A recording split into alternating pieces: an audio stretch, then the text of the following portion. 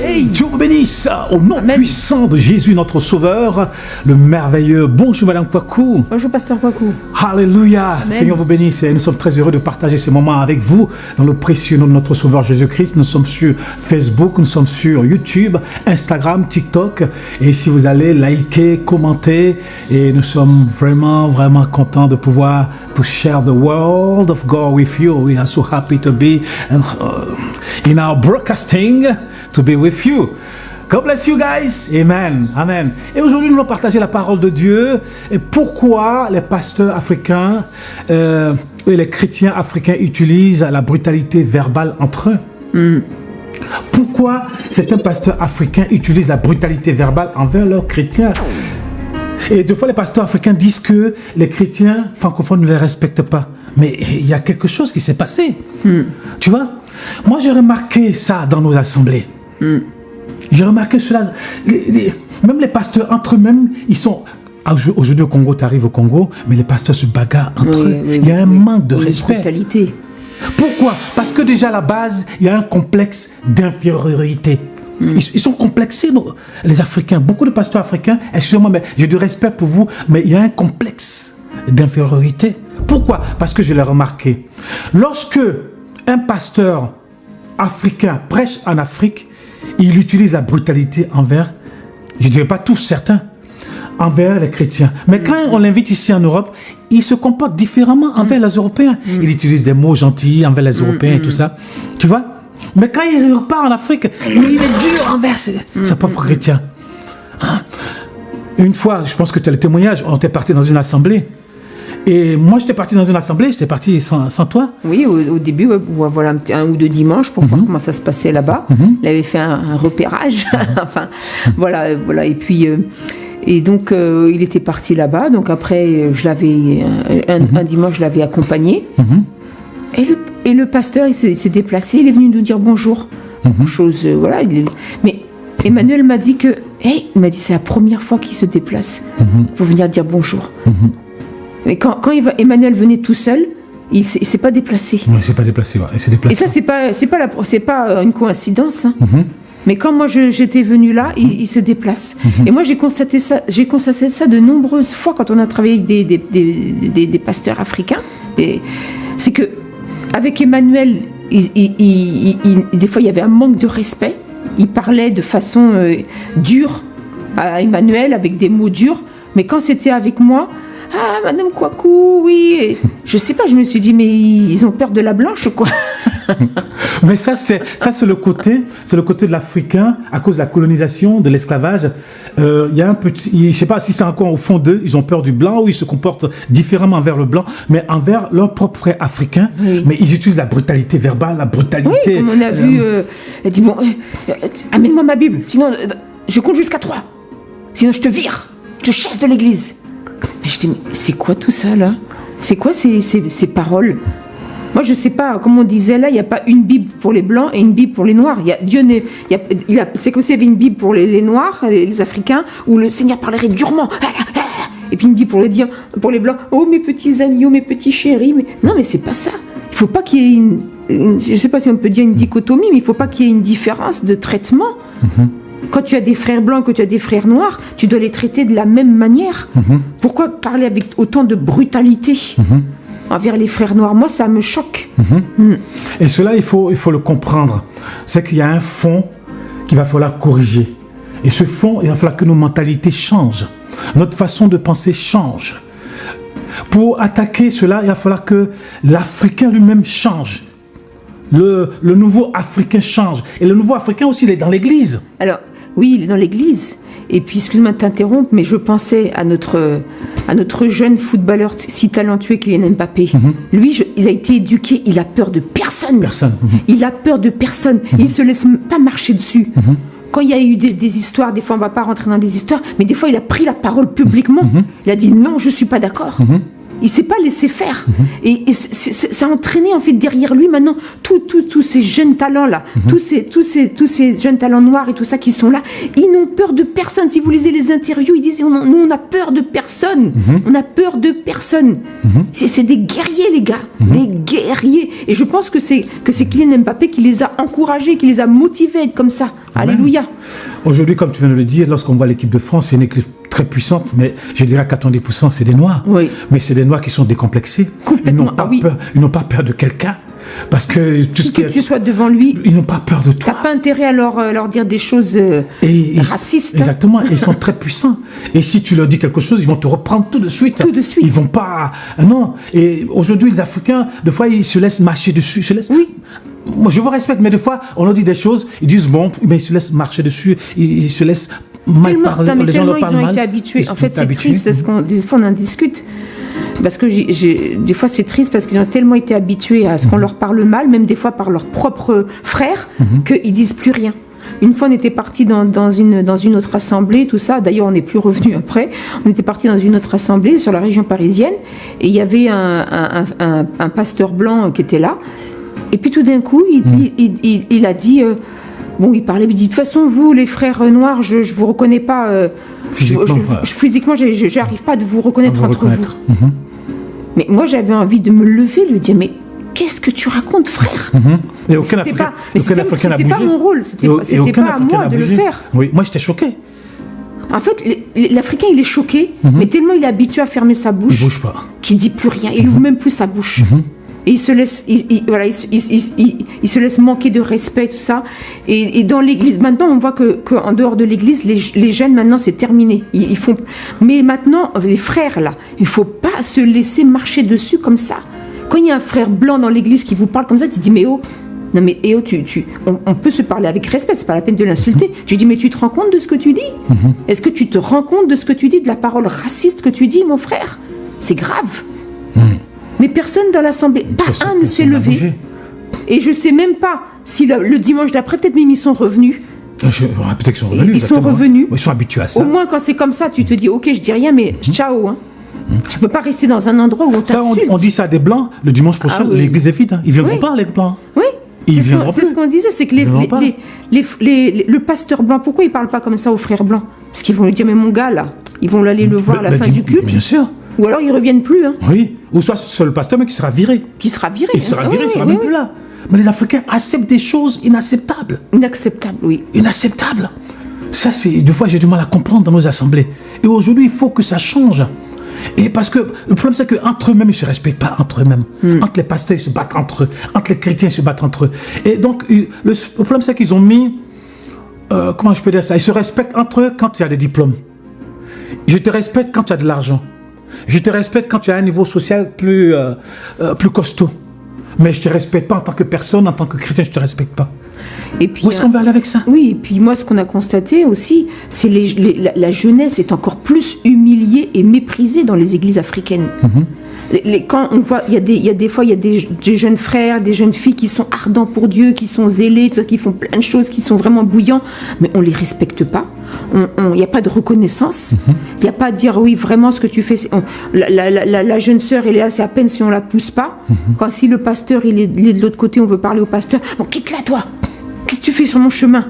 Mais des choses vraiment. Et après, on s'étonne que les jeunes, ils viennent plus à l'église, que les jeunes filles sont découragées, que les jeunes frères, ils sont découragés, ils sont pas encouragés, ils sont humiliés, et on les pousse comme ça, comme s'ils étaient des moins que rien. Mais c'est plus possible, ça. Il faut que ça cesse. Exactement. Et même des fois, c'est choquant que le pasteur reprend le frère qui est en train de servir publiquement dans l'église. Le pasteur le reprend devant tout le monde, alors que peut-être sa femme et ses enfants sont là. Oui, des fois des pasteurs, mais des frères âgés, des fois. Mais si c'était un blanc, est-ce que tu pouvais dire ça à un blanc? Mais c'est impossible. Parce que c'est un frère africain, ton frère africain, que tu dois mal lui parler devant tout le monde. Toi, tu vas voir, toi. Je vais te virer, je sais pas quoi. Non, on ne peut pas parler comme ça. Il faut le respect.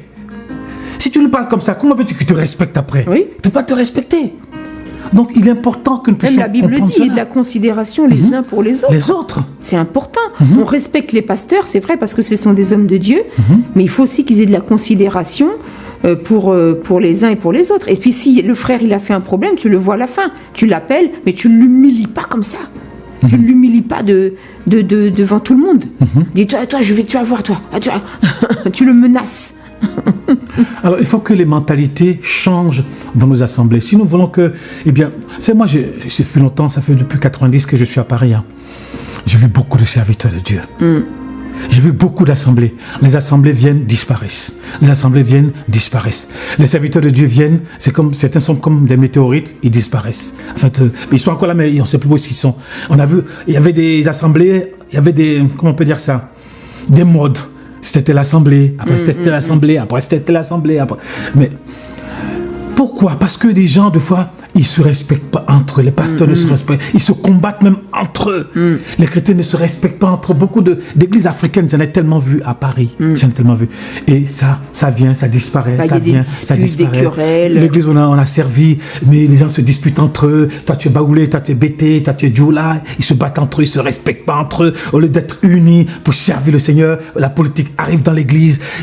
Mais c'est vraiment, comment on peut avancer avec ça? Et puis, comme on disait, vraiment, il y a un problème aussi de la bienséance, en fait. Il y a un problème du savoir-vivre. Savoir-vivre. On ne dit pas merci, on ne se remercie pas, on ne dit pas s'il te plaît. Ça peut être des détails, mais quand même on n'est pas reconnaissant. Enfin, des fois, tu travailles des années pour un pasteur, tu travailles des années pour un ministère, même pas un chocolat, même pas une boîte de chocolat, il va t'offrir pour te dire vraiment, frère, ou même déjà te faire venir devant l'assemblée. Voilà, c'est le pasteur Untel, vraiment, il nous a soutenus, il est là depuis des années, vraiment, que Dieu le bénisse. Donc voilà, je lui offre une montre. Les pasteurs, toujours, ils veulent qu'on leur offre des choses, c'est bien, mais aussi à tes collaborateurs, offre-lui des choses, une montre, un bouquet de fleurs à sa femme. Une voiture, si tu veux. Oui, une voiture, si tu as la possibilité. On en a vu, certains qui ont fait des voitures à leurs collaborateurs, bien sûr. C'est aussi une marque de respect, qu'on respecte ses collaborateurs. Exactement. Il y a un manque de savoir-vivre. Un manque de savoir-vivre. Et après, c'est décourage les gens. Trop de villageois dans les assemblées, trop de villageois, de pasteurs, de villageois même. Il y a un manque de savoir-vivre. Mais deux fois, quand tu travailles avec eux, même quand tu les invites, même ils mangent jusqu'à ils broient les os devant toi et tout ça. Ils crachent même. Joe. Mais attends, poulet là, il y en a beaucoup. Poisson, il y en a beaucoup. Pourquoi tu manges les os, tu broies les os? Ça sert à quoi? Tu l'invites au restaurant, il commence à broyer. Tu l'invites dans un restaurant 3 étoiles, il commence à broyer. À broyer les os. Mais les serveurs te regardent, mais what is this? That is crazy. Un manque de savoir-vivre. Hein? Donc, il est important que les mentalités changent. Même si tu es parti du village, mais aujourd'hui, tu es à un autre endroit, Dieu t'a amené à un autre endroit. Il faut que tu apprennes ce que c'est que le savoir-vivre, le comportement des gens. Il faut que tu as des yeux pour voir, tu as l'oreille pour entendre. Le comportement ne change pas. Même si au village, on parlait mal aux gens, ici, là, on ne parle pas mal aux gens. Il y a des gens, quand tu leur parles un peu, commencent à crier. Ouais, commencent à crier. Il faut que c'est deux foules. Joe, non, on ne parle pas comme ça. On parle avec respect, avec courtoisie, avec politesse, ainsi de suite. Un marque de respect pour son frère qui est devant toi. C'est un être humain qui est devant toi. Quand tu as des employés, il faut pas mal leur parler. Les Africains, quand il est patron, ils parlent mal aux employés. Ils parlent mal. Alors qu'ici, les gars, ils vont se mettre en grève. Moi, mes employés, je les parle avec respect. Même s'il y a des choses, il faut qu'on règle les problèmes, mais je les parle avec respect. Qu'ils soient africains ou français, je les parle avec respect. Tu vois? Donc, il est important que les mentalités changent, les comportements changent. Et que les pasteurs arrêtent des mini-dictateurs. Et en plus, les chrétiens, les chrétiens africains, ils sont tellement habitués que même on dirait qu'ils ont besoin d'avoir un pasteur mini-dictateur. Dictateur, oui. En chaque Africain, comme quelqu'un disait, il y a un mini-dictateur. Qui sommeille. Attention. Un mini-dictateur qui sommeille. C'est vrai, ça. En chaque Africain, il y a un mini-dictateur qui sommeille. Si tu lui donnes un petit peu d'argent, de possibilités, ça se réveille le direct. Le dictateur se réveille. Et tu te dis, mais comment se fait-il? Ce gars qui était humble de devenir un dictateur. Mais c'est ce qu'on voit dans nos pays. Les gars qui étaient dans l'opposition, il arrive au pouvoir, il devient un dictateur, il ne veut plus partir. Tu vois ça? Et dans l'église, c'est ce qu'on voit aussi dans nos églises. La bagarre entre les pasteurs. C'est pour ça la qu'ils bagarre entre les chrétiens. c'est pour ça que les pasteurs, ils ont du mal à travailler ensemble parce que tu as mini-dictateur 1, mini-dictateur 2, mini-dictateur 3, qui va être le boss là. Yeah. Et c'est bagarre entre eux. Et toi qui es européenne, toi qui es française, qui as travaillé avec moi dans beaucoup d'assemblées, quel est ton point de vue? Qu'est-ce que tu peux dire aujourd'hui, hein? Qu'est-ce que tu as vu et qui doit changer? Le point final. J'ai déjà dit beaucoup de choses, mais moi, ce que je veux dire aux frères et sœurs africains, c'est que n'acceptez pas qu'on vous insulte, n'acceptez pas que, même si c'est un serviteur de Dieu, il vous doit le respect. Amen. On ne doit pas accepter que... Parce que moi, oui, on dit, oui, vraiment, les chrétiens africains, ils ont besoin d'un taulier. Il leur faut un taulier. Mais ça, c'est parce que c'est une mentalité qu'il y a eu parmi les chefs d'État africains. Qui a envie d'avoir un dictateur? Personne. Personne n'a envie d'avoir un dictateur comme chef d'État, c'est pas vrai. Donc dans l'Église, on ne doit pas avoir des pasteurs qui soient dictateurs comme ça, qui parlent mal aux gens, qui disent toi tu fais la toi tu vas voir toi. Mais c'est pas normal. Même Jésus, il parlait pas comme ça à ses disciples. Et Paul disait, user de prévenance réciproque. Réciproque, exactement, oui. C'était important de se respecter mutuellement, d'user de prévenance. La Bible en parle, d'user de prévenance réciproque. Ce que tu veux pas qu'on te fasse, ne le fais pas, ne fais pas aux autres ce que tu veux pas qu'on te fasse à toi-même. Donc voilà. Donc vraiment que Dieu vous bénisse. Amen. Vraiment que notre mentalité change. Nous sommes là pour vous encourager. Nous ne voulons pas de dictateurs, nous ne voulons pas de ceci, cela. S'il y a un blanc, ne le considérez pas comme un supérieur. Non, on est tous pareils. Le monde a changé. Hein? C'est pas seulement que l'Europe. Aujourd'hui, il y a une bipolarité dans le monde. C'est la mondialisation. Même dans l'Église, eh bien, il n'y a pas de supérieur, il n'y a pas d'inférieur. Nous sommes tous pareils en Jésus-Christ. Et puis quand vous avez un pasteur, il n'y a plus de juifs, il n'y a plus de femmes. Merci Seigneur. Nous sommes tous pareils. La Bible dit que le juste vit par la foi. Et le juste, eh bien, ça peut être un blanc, ça peut être un noir, ça peut être une femme, ça peut être de telle ethnie. Mais nous sommes tous pareils en Jésus-Christ. Oui. Et puis, frères et sœurs, quand vous avez un pasteur qui est gentil, qui est à l'aise avec vous, qui vous traite bien, respectez-le aussi. Parce que parfois aussi, vous êtes tellement habitués à avoir des pasteurs qui crient sur vous que le jour où vous avez un pasteur qui ne vous crie pas dessus, vous lui manquez de respect. Mais ça, c'est encore il y a un manque de maturité. On est là tous ensemble, que ce soit le pasteur, on est là tous ensemble pour l'œuvre de Dieu. Vous n'êtes pas là pour vous faire malmener ou diriger. Et quand un pasteur ne vous malmène pas, vous le respectez pas. Dites, ça c'est pas un vrai pasteur, ça. C'est pas un vrai pasteur. Hein? Mais tu sais, les gens qui ont toujours été habitués à être frappés, quand il y a quelqu'un de bien qui arrive, ils pensent que c'est pas le vrai. Mais ça, c'est vraiment une mentalité qu'il faut changer. Dommage. Parce qu'il y a les gens qui ont eu la chicotte tout le temps. C'est des séquelles, c'est des traumatismes. C'est des traumatismes de la chicotte. Alors qu'aujourd'hui, il faut que les mentalités changent. Aujourd'hui, on vient pas à l'église avec la chicotte. Le pasteur ne veut pas chicoter les gens. On veut que les gens changent. Et bien que les gens, n'est-ce pas, soient transformés. Amen. Les gens passent de la pauvreté à une richesse en Jésus-Christ. Que les gens évoluent en Jésus-Christ. Qui parviennent à la maturité en Jésus-Christ. Et non pas avec la chicotte, mais avec une transformation de mentalité par la parole Amen. de Dieu. Que Dieu vous bénisse. Amen. Au nom puissant de Jésus, nous vous aimons. Amen. Amen. Amen.